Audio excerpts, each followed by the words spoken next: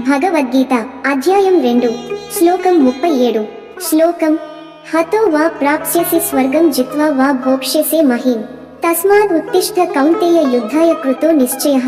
అర్జున, నీవు యుద్ధంలో చనిపోతే స్వర్గం లభిస్తుంది, గెలిస్తే ఈ భూమిపై రాజ్యాన్ని అనుభవించగలవు.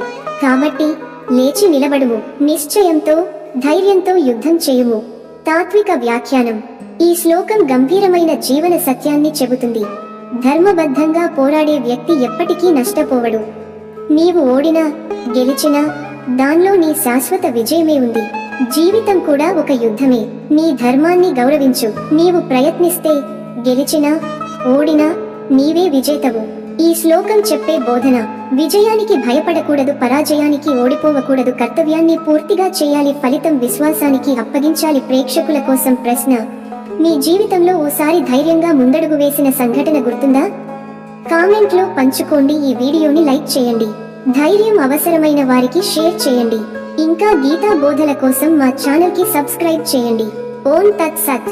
ధన్యవాదములు. జై శ్రీకృష్ణ.